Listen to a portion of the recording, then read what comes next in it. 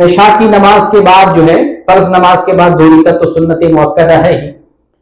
صحیح بخاری کی حدیث ہے، اس حدیث سے پتہ چلتا ہے کہ نبی کریم صلی اللہ علیہ وسلم ایک مرتبہ عشاء کی نماز پڑھتے ہیں اور گھر جانے کے بعد 4 رکعت نماز ادا کرتے ہیں، پھر سو جاتے ہیں، پھر اٹھتے ہیں 5 رکعت ادا کرتے ہیں، پھر ادا کرتے ہیں، پھر سو جاتے ہیں، پھر اٹھتے ہیں نماز کے لیے. یہ صحیح بخاری کی حدیث بتا رہا ہوں، صحیح بخاری 117 نمبر کی.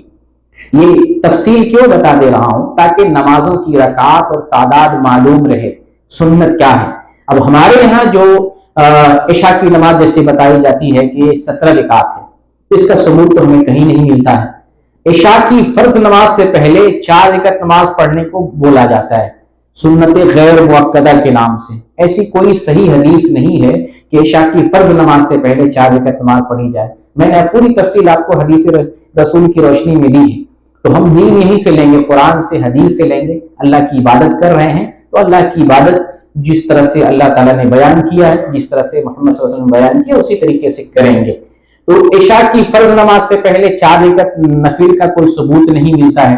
پھر عشاء کے بعد جو ہے میں نے بتایا کہ 2 بھی پڑھ سکتے ہیں، اور رسول اللہ صلی اللہ علیہ وسلم کی اقتداء میں کوئی 4 پڑھنا چاہیں تو بھی کوئی حرج نہیں، 4 بھی پڑھ سکتے ہیں. پھر اس کے بعد وتر کی نماز پڑھیں گے. تو آپ یہ کہیں کہ 17 رکعت ایک تعداد متعین کر کے جو ثابت نہیں ہے تو وہ ٹھیک نہیں ہے، بلکہ 12 رکعتیں سنت مؤکدہ ثابت ہیں. 12 رکعت اور ادھر 17 رکعت فرض نماز میں فرض رکعت، یہ 17 اور 12 یہ وہ نمازیں ہیں جو متعین ہیں رسول اللہ صلی اللہ علیہ وسلم کی طرف سے، اس میں کوئی اختلاف نہیں. باقی سنن کے علاوہ، یعنی جو سنن رواتب کے علاوہ کچھ نفلی نمازیں ان اوقات میں مزید آئی ہوئی ہیں، ہمیں ان کو بھی ذہن میں رکھنا ہے.